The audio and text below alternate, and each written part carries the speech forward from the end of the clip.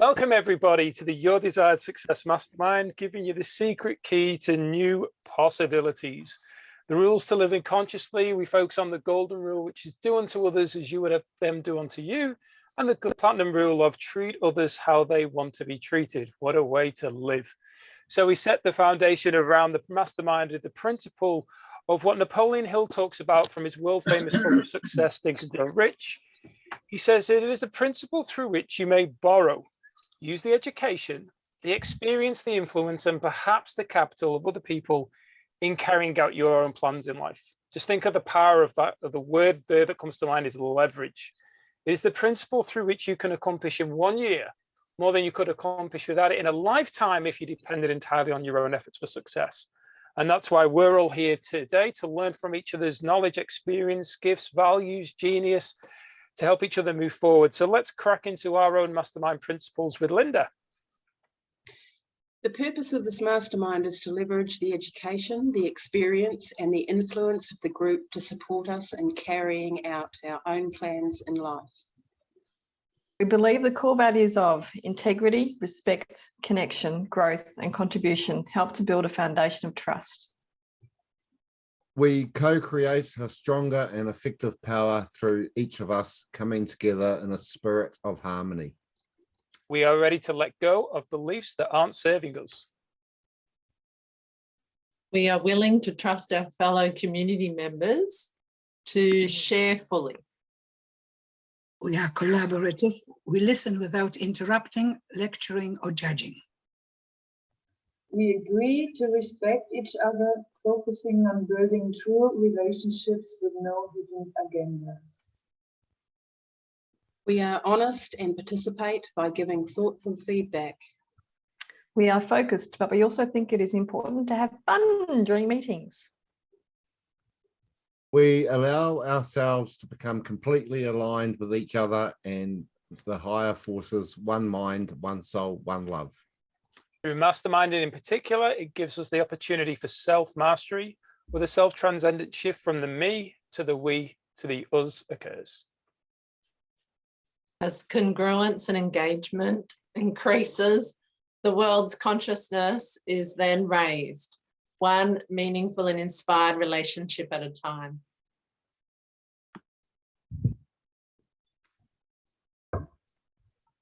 Is it not? Who's after Carly? Eve. Sorry, but I haven't been able to produce voice. Our mission is to help conscious, aware, and engaged, heart-centered people achieve their desired success. Through the tools available within our empowered community and aligned online growth software, our members access a variety of areas, including masterclasses, live copy software, goal tracking, and mastermind. You have the opportunity for connection, personal growth, ways to earn from multiple streams of income, and to contribute to the community. Our focus is to provide a personal development platform to be seen, heard, achieve a sense of belonging and a path to new possibilities. Wonderful. Thank you, everybody, for setting the foundation of the call there. And you did extremely well, Eva. We could all hear you perfectly well. I tried. Thank you. So today's topic, as we're wrapping up this incredible book, and I'm sure there's going to be still a lot that we dive into, is around the final chapter 15. Now, we touched on this last week, but some of us hadn't read the chapter and had answered the questions just flippantly based on what I felt was the information and just shared it. So today we're going to have some fun, as we always do, because that's what the masterminds are about. But we're also going to dive into some of the topics around this chapter, which is how to outwit the 6 ghosts of fear. Now, I know that Eva in particular touched on this chapter a while back and was like, woo, You remember, this one was challenging. It was fun. So there's quite a lot. There's quite a lot in this chapter, and I read it today. And I have to say that I've thoroughly enjoyed this book, which I believe is a workbook. and it will continue to be with me, and I'll continue to read it constantly and act on the information. But I have to say that this chapter has probably been the most rewarding chapter of the whole book for me right now. When we're doing the burning desire, that was exactly what I needed then. But right now, there's been quite a lot going on. So it says here, it begins with study, analysis, and understanding of 3 enemies which you shall have to clear out. These are indecision, doubt, and fear. Where one is found, the other 2 are close. Indecision is the seedling of fear. Remember this as you read. Indecision crystallizes into doubt, and the 2 blend and become fear. Now then, we all know that at times we've experienced indecision.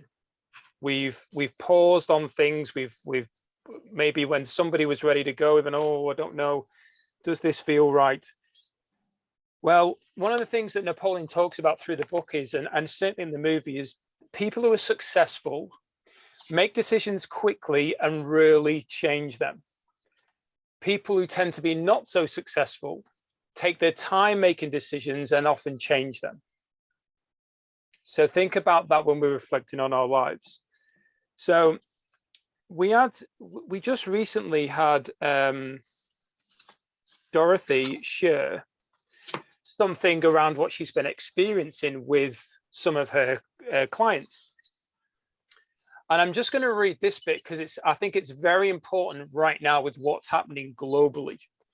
A reputable physician estimated that 75% of all people who visited physicians for professional service are suffering with hypochondria, imaginary illnesses.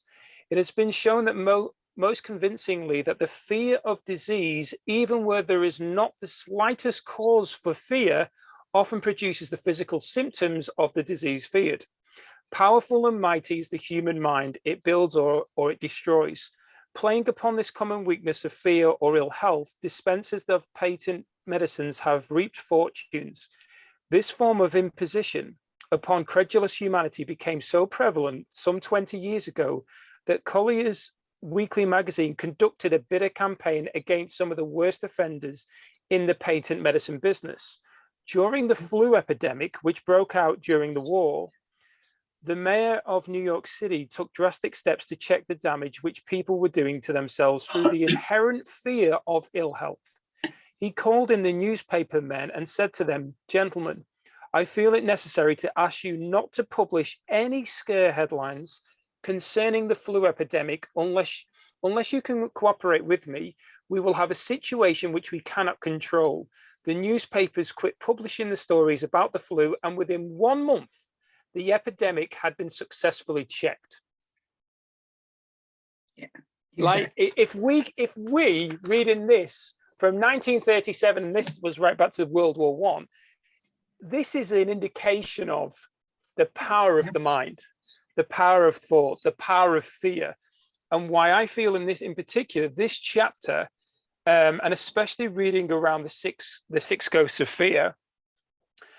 And if anyone's open to sharing which one of the 6 really resonated with them the most, as in went, oh, probably that one's going to be the most. Which one? And I'll just cover them before we open this up. These are the 6: the fear of poverty, the fear of criticism, and the fear of ill health. These are at the bottom of most one's worries. The ones that are usually higher up are the fear of loss of love of somebody, the fear of old age, and the fear of death.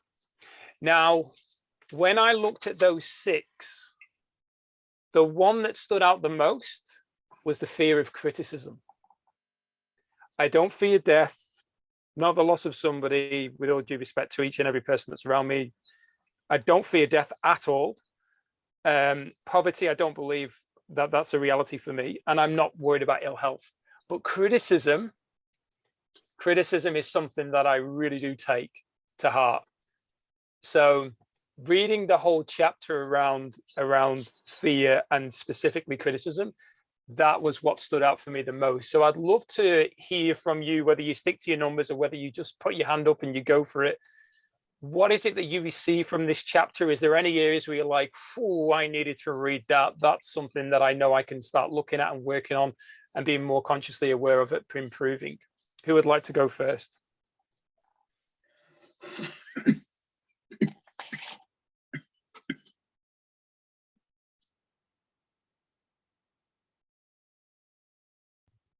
So I must admit I haven't read the chapter yet. I'm not through that book, and I wanted to prepare for this day, but I couldn't prepare in reading. So I can share something about the topics, but I cannot connect to the contents of Napoleon. So I would love if you or any of you like to take some points out of the book to which you relate. Because I feel as I'm a therapist working, and I also had my own physical problems or health problems. I guess this is a theme that reaches me always by clients, the worries or the pain about health issues, or the fear about loss of people, death of people, the fear about money things. So all these things, I guess, all are very important, and it's a critical point what you say, that for you the criticism is the main important thing, because this kind of criticism just happens if there is a lack of love, I guess. So it's one point about fear about love, loss of love, and fear about criticism. And this is always connected to self-love, I guess. So if I'm not in line with my own being, definitely I fear getting criticism of others, or if I don't feel safe and loved, I also get very irritated about criticism, because it's clear everybody has its own life experience, its own vision, its own point of balance, and sure, the side on situations or the feelings are different, but it must not end up in a confrontation and in the sense of criticism. It should always just be, this is my feeling, or this is the way I am seeing it, and this is the way you are dealing with it, and how to get inspired by the differentiation. This is where it should end up, if there is different experiences and misunderstandings or so. So this is, in my experience, never been a really dangerous or critical point, but it's interesting for me to listen to you or your insight, because I guess it's many people's theme. Yeah, thank you for sharing that, Dorothy, especially with you saying about not up to date with the chapter, but there's still a lot because of what we're experiencing, and I know that with the chapter it helps that, and the whole focus of the chapter is to give us that context to then dive in deeper and look at ourselves and be honest and transparent with ourselves, and even bring somebody in that's maybe close to us, like Beth, who works with me as well, and get her to ask the questions and me to answer them, and then her to say, hey, I'm going to pull you up on that. No, let's go deep with that. And I go, okay. So it's a powerful chapter, and we'll get into some of the questions for a bit of fun afterwards. But thanks for putting your hand up as well, Carly, if you'd like to dive in. So thank you, Dorothy. Okay. What I find interesting about the fears is they're sort of age dependent, because, you know, when I was a child, Mum instilled in me, you know, be careful, don't go over there. Someone could kidnap you if you go into the toilet, or like I'm talking fear of, well, you could say poverty, because it's all about lack in all of that conversation. But the thing is, it's fear of death, really. What if something actually happened, God forbid, and mum couldn't save the day basically on her behalf. So like, to me, it's different ages. And even when you get to an older age, some people have the fear of death because they don't know where they're going, because they may not have tapped into their spiritual side and believe there's something more. And when they get, like when I've worked in nursing homes, they might get to the age where they, some, not all, have that fear of the unknown, where they're going. So really it depends on what you've learned during your life, what age. I mean, the fear of criticism is definitely one of my main ones from being bullied in school, primary school, high school. So for me, that makes full sense as well. Yeah, like out of them all, that would be my main one, because all the others I've sort of dealt with in me. Like, I have no fear of death because I know who I actually am. So I have no fear because I return home, basically. The fear of losing someone, I have no fear of losing someone because I know where they go. And I know that where they go is better than where they are right now. I don't have a fear of old age because I'll go whenever the age is right, when I'm ready to return home. I don't have fear of ill health. I don't like being unhealthy though. I'd love to be healthy while I'm in this physical body, but I don't have a fear of it. If it sends me to heaven, I'll be celebrating. And poverty, I don't really have a fear of poverty. I would love to have lots of money to support many things. But if I have no money, I have no fear, because in this country, we have a lot of grace if we need it. And so basically, fear of criticism would be the one that stops me stepping out from all my years of my wound. And basically, that's just a mirror for me to come back home to myself, so that when I do go home, I am awake.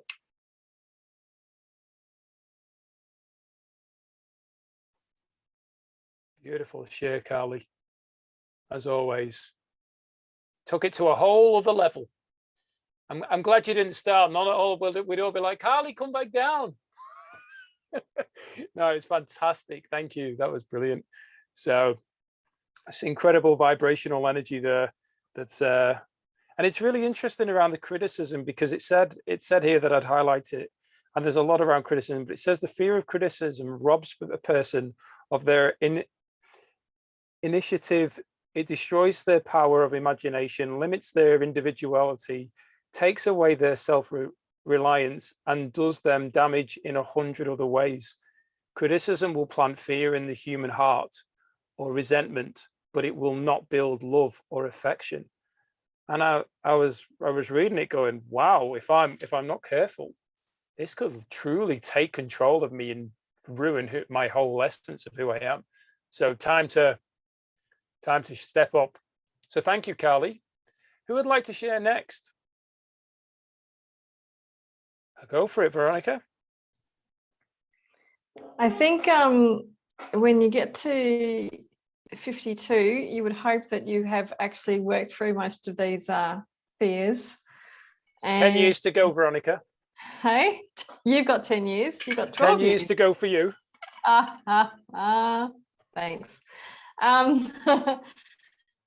So when I look at the questions, it's like, yeah, I used to, absolutely. Now I still have a little bit of fear of poverty.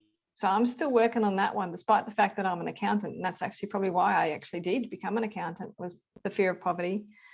And coming close to being bankrupt a couple of times as an adult, it's still there. And I'm looking at my family. None of them have moved out of the poverty mindset.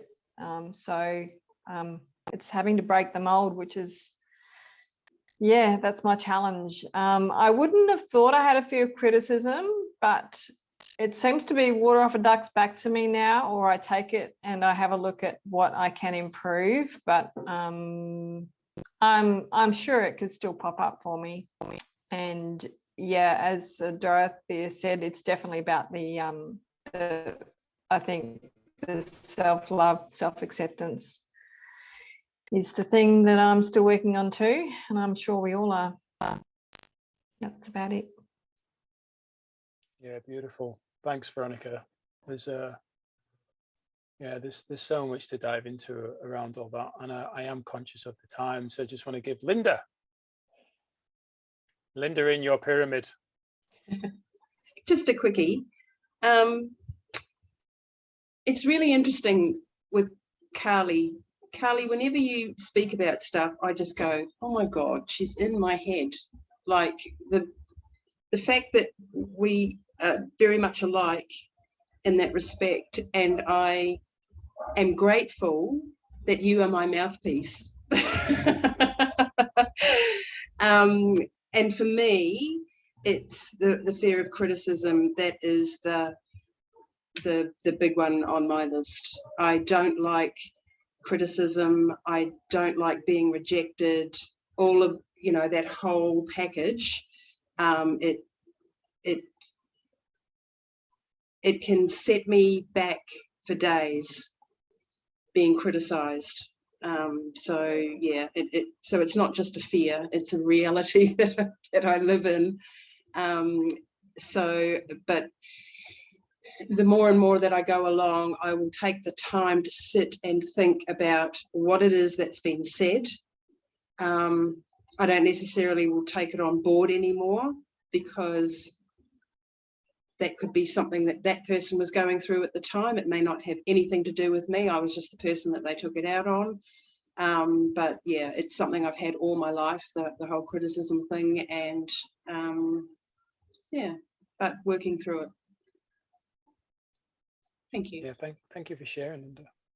Thank you. Kevin? Yeah, I might get deep and meaningful here. Join you, Martin, as the only sort of bloke.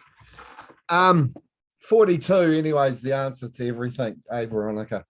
But okay, I'm listening to what you're all saying, and I actually thrive on criticism. I know that sounds weird, but I mean, for what I do in my life, you know, 9 to 5 or midnight to midnight, so I more put the way I should put it.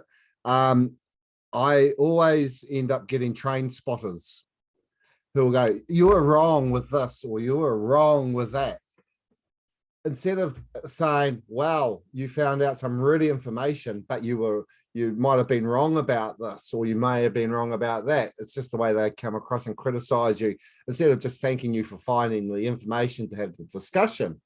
So when I put out something sort of gem from, you know, 100 years ago, they will come back and as I said, criticize me for getting it wrong, but then that makes me go and find the correct answer and find out if I was right. And 99% of the time I was right in the first place. They just didn't realize I was right. But then if they were wrong, I go, yeah, okay, great. And then I move on. So thinking, well, okay, we had the discussion. I found the answer from someone criticizing me, if you understand where I'm going with that. And so, yeah, and with the poverty and that, as long as I've got a roof over my head, don't care. As long as there's food on the table, don't care. You know, you can always make a fireplace out on the front lawn somewhere. And because, unfortunately, I lost my parents when they were quite young, you know, one little story I'll just quickly share with you is when my mother passed. She was in one hospital, and they basically said, you know, there's nothing we can do. So, you know, as a collective, the family said, okay, you know, turn off the support systems. But she kept on going. And we thought, oh, hang on, that's not what you said, doctor. You said we flick the switch and that would be it. So we all went home, and they actually transported her to another hospital closer to where we were. And my father rang up and goes, no, she's still hanging on. And we were going, wow, you know, And we were trying to figure out why she was hanging on. And a lady showed up about 3 hours later. She had traveled from the other end of the North Island here in New Zealand. She was my mother's bridesmaid at her wedding. They showed up. They did not know she was at the main hospital in Wellington and that they had moved her to another hospital. They went to the other hospital. What made, they just thought she was there. So they went to the second hospital and saw my mother, and within 5 minutes, my mother passed. It was almost like she knew that they were on their way and she was going to hang on until they got there. And I hear that story and people go, oh yeah, that's, thing. And I went, yeah, my uncle went exactly the same way. My mother showed up and he should have died much earlier. And it wasn't until his sister showed up that he went, okay, made peace, I'm gone. So with the death and all that, I think, when it's right, and you will hold on for that loved one to say, see you later. Yeah, so there you go. My deep and meaningful for a Thursday. Thanks for sharing, Kevin. Appreciate that openness and rawness, brother. Thank you. Dorothy. Yes, listening to us, to all of your feelings and what Linda said and what Kevin said and Veronica, I guess there is one thing to add concerning the point of criticism. I guess why it's so hard to take, it's because it disrupts connection. And because life is all about relationship, right? No matter in what connection, or in work, or in the family, or in love relationships, or in team relationships, whatever we have, or with neighbors, if connection is disrupted because of criticism, this is the thing that makes it so hard to take, I guess. And there also self-love doesn't help. It's only one half of the coin, because it hurts if we cannot be in good relationship, and if we cannot be in a give and take. And this is why I can understand that there is so much fear about it. But what is also important, I guess, what I experienced from my long meditation training in India was that behind all behavior, no matter which way a person appears, which kind of role it has to play at this time, there is always the light of the spirit behind it, even if it's playing a brutal role. Sometimes it's like being in a dark cloud. So the way in a way we always have to take it because it reaches us, but the way how we can transcend it, how we can transform or shift it within us, is only possible if we try to see behind this dark cloud, or behind this disturbance in our connection. And this is the way I can purify it for myself, so that it doesn't hang on me. But for sure, like Kevin also says, I can take out of it what it's important for me to learn. Because if it wouldn't hurt me, or if it wouldn't disturb or irritate me, or the fact that it does, means there is something to learn, and it's good to take it as something to learn. And on the other hand, there is the caring part that we do not accept and this is good, that we do not accept that there is friction in a relationship. We always should aim for getting aligned again. So even if someone is angry with me or stressed on me, if I try to keep the line of light, so that soul being in a way that might be just lost in the dark cloud. But as Kali also says, there is always, wherever we go, it will always be better, right? So if we keep this and bring it here, and in our relationships, in our connection, the true being behind, and sticking to that no matter what, then the cloud dispels also. This is what I experienced and learned from my meditation teachings in India, always to fix on this true being and not to get lost in what is as cloud in between. Yeah, thank you for sharing, Dorothy. That's beautiful. And I saw Eva, you put your hand up through that. Yep. Are you going to get your guitar down, Eva, and sing us a song?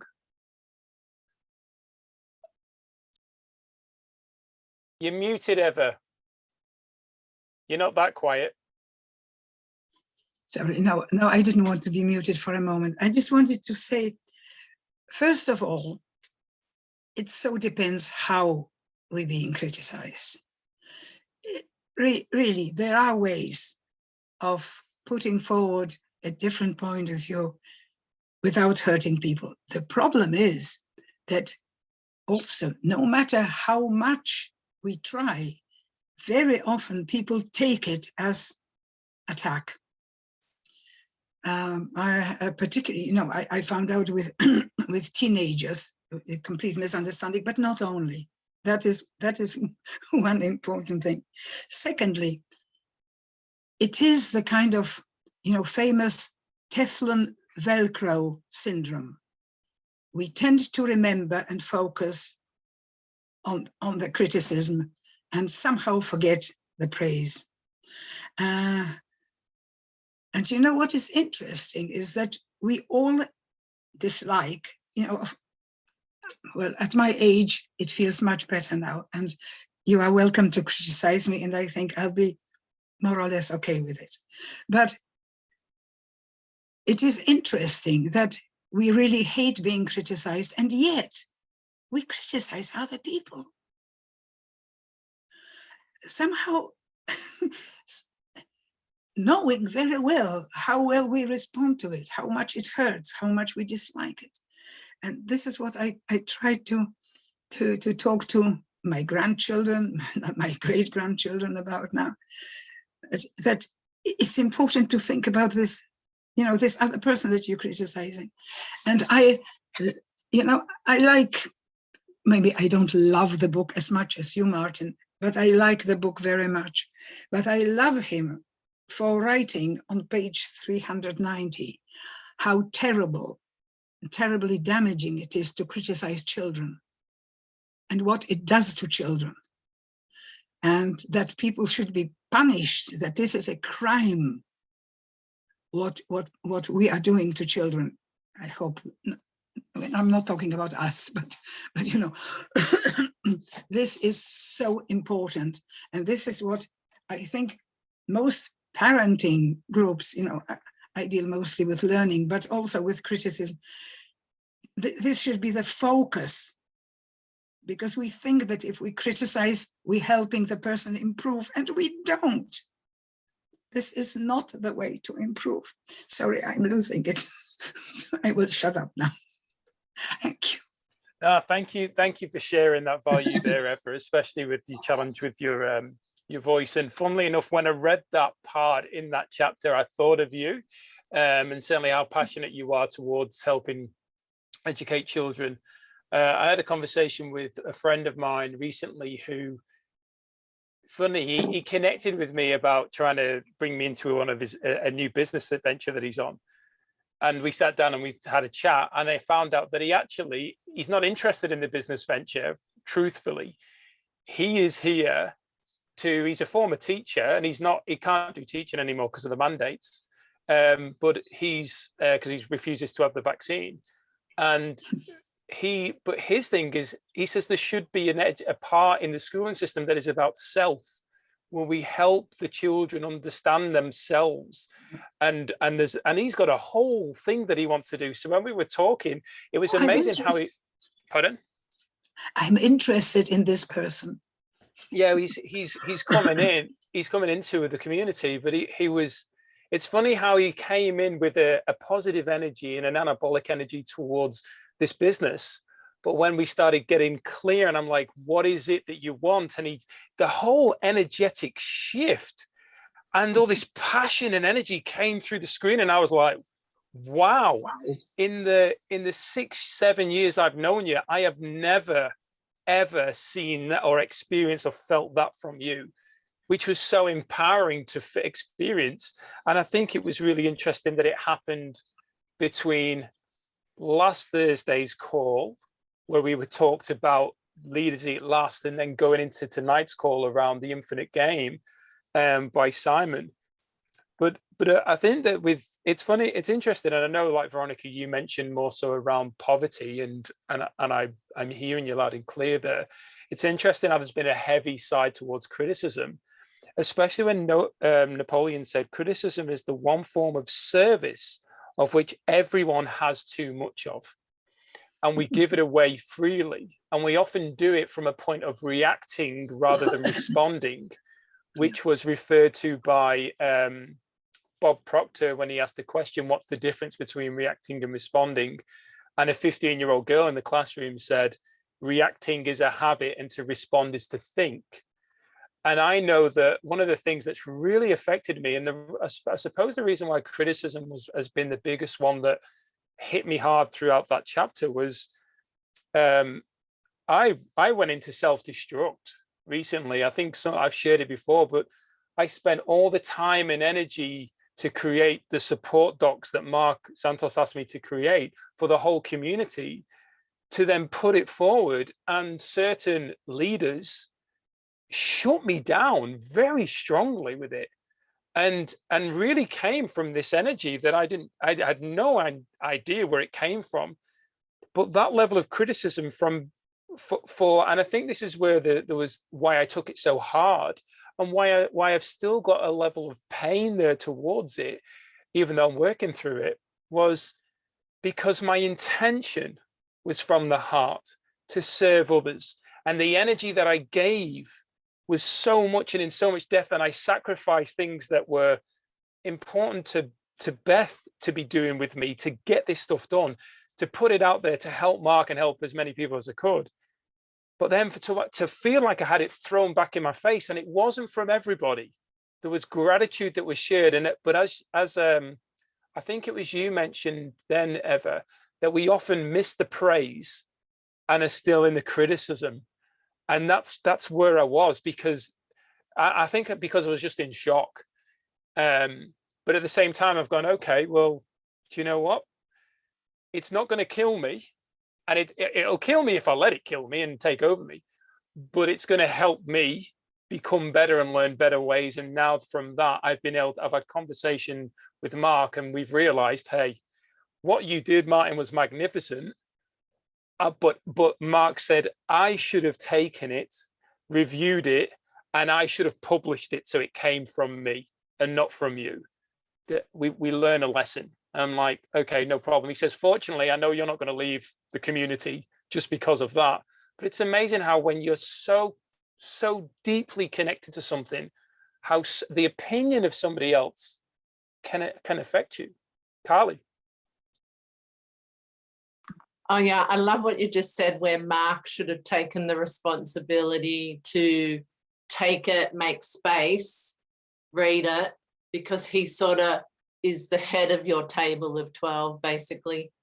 And it's his sort of idea of what he wants. So it's his focus. It's a bit like us in your team. We sort of come to you as the leader and get your opinion in a version, like you're very, do what you think's right. But at the same time, we still check, because we know it's a team effort. And we still need someone we could, lead it with. And all the good leaders I know, all the good ones, that don't criticize are the people that always give a what do you call it? A praise first, then what you might call criticism, but because they've praised first, the criticism ain't a criticism. It's just and now this is another suggestion to add to your toolbox.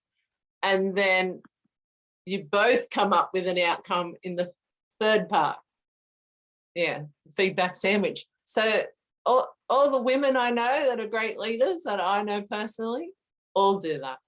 And there's 3 in particular, and they're the only 3 people I call great leaders, besides Martin Ball. I can be female if you want, Carly. Well, you're not female, so I'm just including you on the end there. But these 3, yeah, well, you're getting there. And so all I'm saying is that is a different way of approaching, but most of humanity haven't learned that skill. I mean, I teach about appreciations. Like, people might come to my class and go, what is the point of the powerful feminine presence? The point of it is appreciation. Because I actually, even though I haven't taught everyone here the particular practice, there's this one practice that's the most powerful of them all. And at the end of it, you appreciate what you see in those people. You don't criticize at all. The only thing you express is what you see as their true wealth in front of you, their true value in an appreciation. The value in that is like, I can't even tell you how amazing that is. It changes the woman in front of you. Well, it's no different to changing the man in front of you, and you're doing the exact same.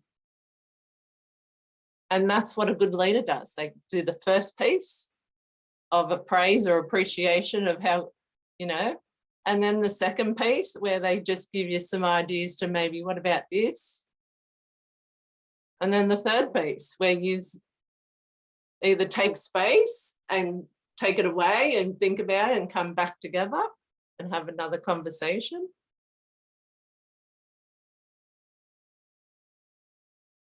True heart's connection in the value of that has no criticism. Yeah, thank you for sharing there, Carly. It made me think of, it took me back to when I was a child.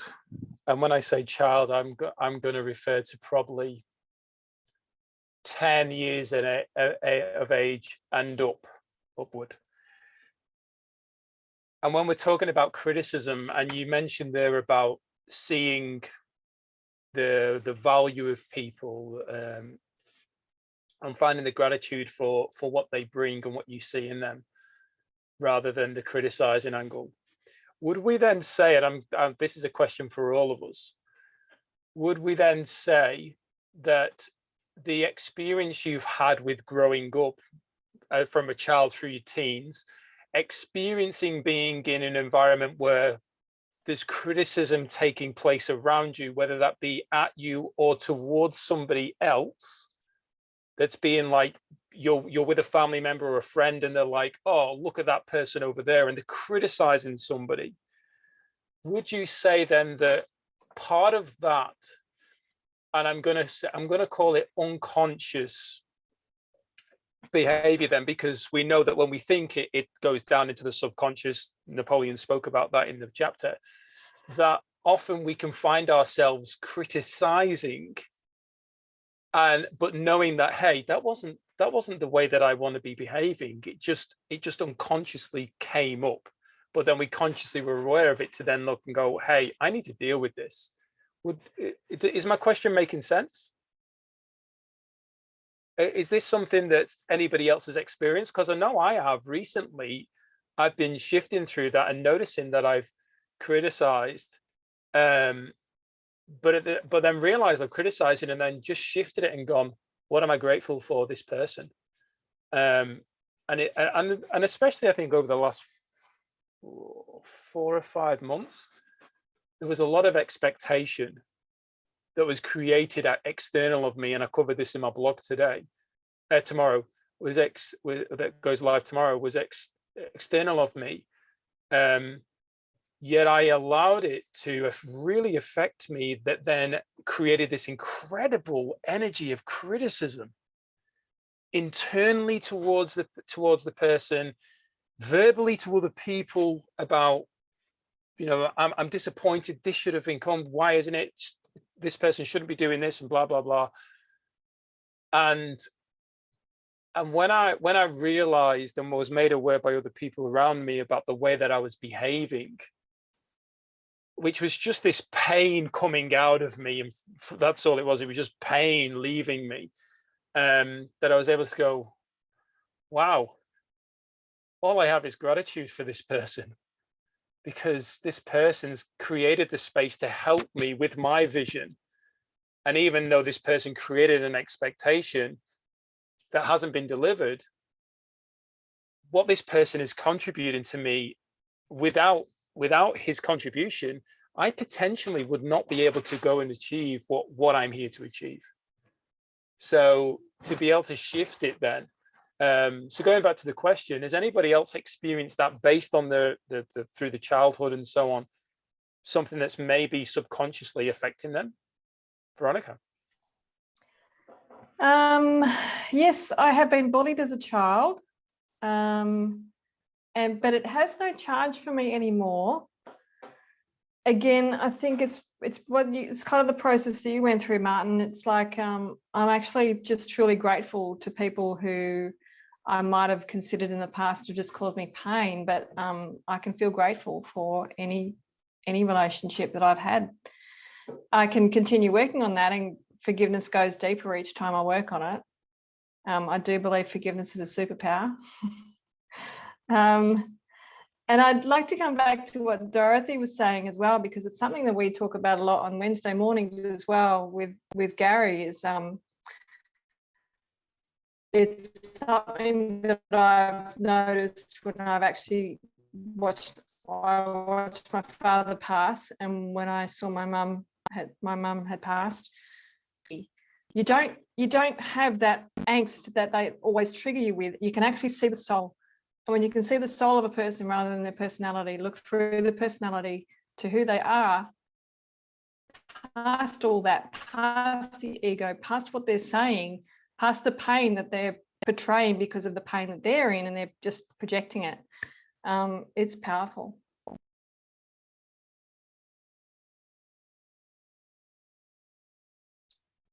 Yeah, thank you for that. I think it takes time. It has to take time. Sometimes you can't expect it to go immediately. No, but it also You takes have to- intention, not just time. It takes intention. Yeah, absolutely. But time as well. Yeah, there's definitely that power of the intention. I've dived deeper into the intention stuff, and it's amazing how when we consciously go into that space, I've actually utilized it a lot because of my social media presence.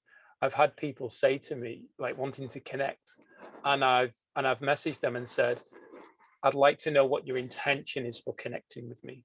What is your purpose for wanting to be connected? And I've actually said, I ask from a place of love. And the reason for it is because now I'm at a point, I'm actually going through, and I'll share this on the leaders call. I'm actually going through I've got almost 5,000 people on my Facebook, and I don't say that to impress you at all, but I'm going through and removing so many people that I am not aligned with anymore. People who I don't even know, never spoke to, I don't believe. But at the time where it was important to me to connect with a lot of these people just because of the fitness scene and so on, and what I wanted to do back then, which was going back to like 2009, 2010. A lot's changed there. So now I've got a lot of people who want to connect with me and want to create incredible conversation and relationships, and there hasn't been the space for that to happen. So it's now time to create that space for the new to come in and get that clarity. But it's been definitely everyone I've gone to, what is your intention behind that connection? And some of the messages I get back are just absolutely beautiful. And then some of them are just plain outright, do you invest in crypto? Mate, come on. But at least, Beth and I spoke about it today, at least there's no hidden agenda. They're like, do you want to invest in crypto? Do you want to earn money? And I'm like, I appreciate your honesty and transparency, but if I'm going to do it, it's going to be with somebody who's actually educated and really passionate, not just about getting another person in their team. Let's have a conversation around the relationship. And I always come back then is, what is it that you want? And if somebody just comes back with the answer of $1 million in the bank, and I'm like, what, why do you want $1 million or freedom? And they can't explain it. I go, sorry, I go a lot deeper than that, you know, and I give them the opportunity, but if they're not willing to go deeper, they're not my people.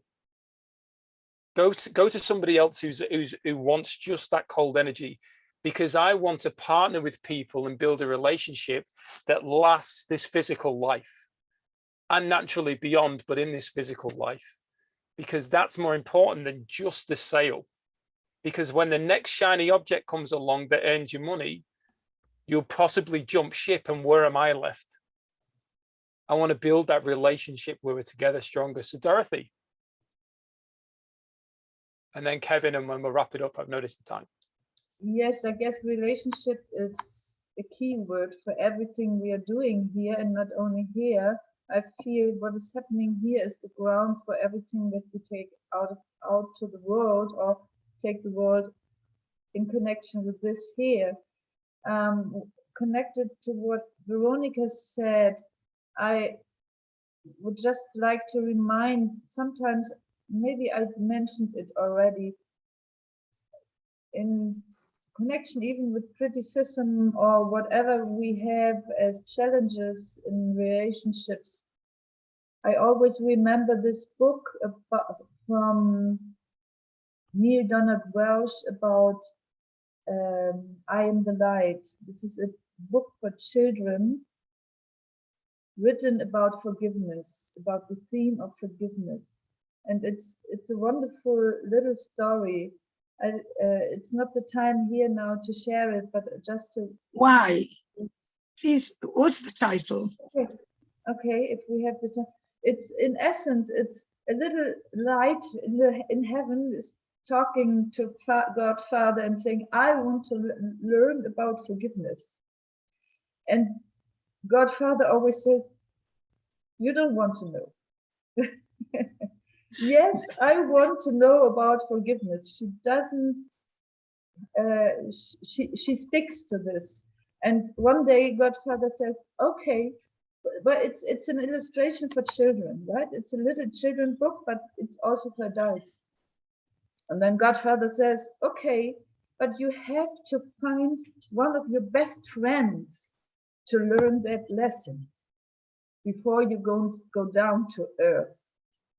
And she asked her best friend, are you ready to go with me down to earth and play this part for me to learn forgiveness? You hear my voice, right? It's touching me always. And what's the title of the book, Dorothy? Or I always forget, or it's called I Am the Light. Mm-hmm. Or I guess it's I Am the Light.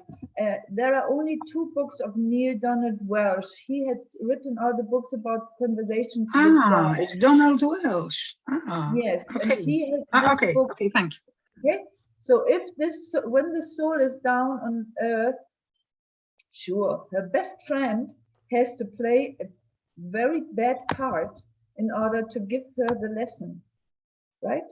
And before they go down, this best friend tells her, please don't forget, I'm doing this just out of love for you. And for me, this was a real striking point that really shifted my way of dealing with confrontations with people. No matter how they behave, they doing it in a way, playing their role in the big drama just to give me a lesson. And it's always out of love, unconsciously. And if I can see it like this, like we say even in the Course of Miracles, I don't know if you know this book, there is always saying, forgive your brother what he hasn't done. Because whatever we experience, it has to do with ourselves. So if we release people from the role they are playing, because they are doing it in a way, even for us, then they can get step out of this bad role maybe sooner or later too. So this was for me a very deep insight to understand and to get easy with whatever happens and comes to me, because every soul just wants peace. Every soul just wants love and light, no matter how they behave.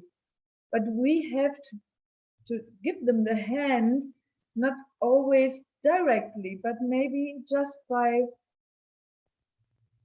forgiving and forgetting ourselves this misunderstanding, because I am not in the position to forgive anyone, anything. I am not even God needs to forgive, right? There is no Schuld. What is the name of Schuld? I don't know.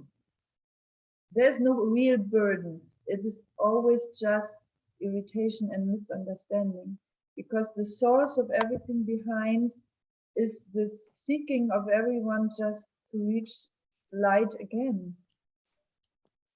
And I love this book, so it's good for everyone to read. Yes, thanks for sharing there, Dorothy. Yeah, I can see how happy Eva is about that. There's also the movie I found taught me a lot about forgiveness, called The Shack, with Sam Worthington. That was a great movie that taught me so much. But Kevin, just to wrap up the call, mate, what have you got there, buddy, that you want to drop in on with us? Oh, it was just like you were just saying before about, you know, talking to people and seeing what they wanted and stuff like that. I literally just rang a guy today because, believe it or not, I got sent 2 more rugby jerseys. Well, actually 3 today. But I rang one of them to say thank you. And because they'd also sent me a dress tie and a couple of other little bits and pieces. And but I rang him and I said, I've actually been trying to get in touch with you because this chap is very involved with mental health and sport and stuff. And I said, I've got this thing. I really would like you to come and have a look at it, because as soon as we start, you're on my list of people to chat with. Would you be interested in having a look? Because I think it's something that you would be interested in, about getting the message about mental health and sport out to the people. He went, yeah, okay, I'm going. I hear what you're saying, and I'm going to go and have a look, and I'll get back. But it was the way he had said it. It was very I don't know if the word tangible is correct, but or even believable. There was an honesty with how he responded to me, and I just sat there. I thought, yeah, from what you were just saying and what I've learned over the last few weeks is to literally just say, look, I think there's something here, and I am now putting that into play, and I'm getting a lot more feedback from people I'm talking to, instead of just saying, hey, got this, great, come and have a look. Now it's more like, hey, I've got this idea, and I think you may be interested in having a look. Just little tweaks like that. And so yeah, it was just something that you brought up just earlier, and I just went, I must tell you about that, because because he's right into this mental health and sport, and also with Carly talking about women can do anything. Another lady just took over a rugby union here in New Zealand today, and she's like the 3rd woman in charge of the particular rugby union team. So 99% is men, and so it's the 3rd union now being run by a lady. So and she used to play netball, so not even from the rugby background. She's a netballer. So yeah, so it's just sort of like, yeah, put your mind to anything and you can do anything, really. Yeah, absolutely. Thank you for sharing Kevin. There's I'm actually gonna, with what we're learning from Simon Sinek and discussing on the leaders calls, I'm going to be talking more next week around, well, I'll talk today, but we'll dive in more around stuff on communicating with people so they actually feel the message rather than are getting hit with the message. That's what I'm going to be talking more around, the stuff that I've been doing and shifting with. And it's amazing. I had a great conversation with Rennie yesterday, who was empowered by what I shared on last week's call. And she said, I'm aligned. How can I help you achieve that? And we spoke yesterday and she's like, wow, this has gone to a whole other level, but it's only through the conversations I've had and the clarity and just listening to each other and then figuring out what is it that I want. And I'm really excited to go to that next stage and share with you all, for those of you who are open to receiving, what my approach is going to be. But it all comes back to making sure we're in alignment with the core values, but certainly in my opinion, authenticity, being transparent, that level of integrity. Hey, this is who I am. This is what I see. And I'd love for us to be on this journey together. If you don't see it yet and it's not for you, that's fine. But who is out there that you know that may be interested and you can help them and me go out and create this vision together, and giving that space for it to happen, rather than, and this often happens in the likes of like network marketing, they're just a name on a list with the attitude of, it's not a no, it's not now, or a not yet, I'll go to the next name. Whereas the way that I've planned it all out, I actually go into a deep, like, if you will, meditation with, okay, for instance, Veronica is one of the names there on my, who I want in my circle, my safe circle. And then I go, what is it that I see that really resonates with me about Veronica? Why do I want to be on a call with Veronica? Why do I want her around me? And I get extremely clear on that, so that when I speak to Veronica, she is like, this Martin is very clear on why I'm to be here, why he wants me to be here, and what he sees for me in being here, what I can contribute, rather than, hey, like you said, Kevin, this is pretty cool, come and have a look. There's no connection there. But and Veronica, is this example, may turn around and say, not interested. That's fine. And what I've said to her was 100% genuine. But me stepping into that space then goes back to what we were saying earlier around finding the gifts and the gratitude and the beauty in what people bring into my life. And if I explore it with one person, it's going to, and then the next person, it's going to get magnified with everybody that I start looking at then and speaking to and going, wow, I just see this incredible beauty in you. I'm not attached to if you want to do this with me or be a part of this, but I do want you in my circle. I do want 5,000 people on my friends list that I'm connected to. I don't want that many, but I'm just saying that instead of 5,000 who are not connected to, imagine the energy in that group where you see people's faces and you see the value and you're like, oh, I'm so glad, I'm so grateful I'm connected to that person. That's yeah, I think you've just dropped it in there, Veronica. I like the process coming back to intention. Absolutely. But I am conscious of the time. So we do have the next call in 20 minutes for those of you coming on. And that is around the come back to intention of what Carly asked. But I do just want to share something with you before we just wrap this up as well. For those of you who want to do the self-analysis, if you go, so this is all the questions at the back of the chapter. if you actually go into Your Desired Success Facebook group and click on more, this is on a desktop, so this is on my laptop, and you go down to files, the self-analysis document is here. And the self-analysis document also has a link to the whole chapter if you don't have the book. So you can go there, you can get that. And I've written out all the questions so that you can basically go through and answer them for yourself. I've done it as I've answered them all without reading the chapter. And my next thing is to go and answer them all now I've read the chapter. So it's a great way to just check in with yourself. So all good.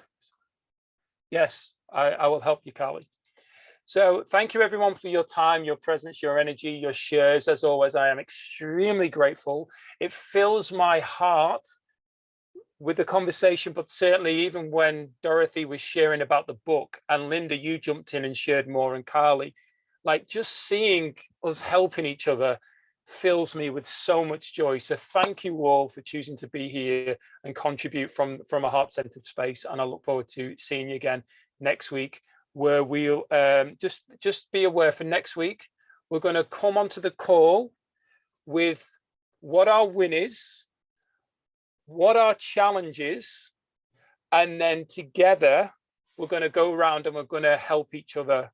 Okay, so your challenge might change between now and then, but we're going to come to the call with what your win has been and what your challenge, your biggest challenge is right now.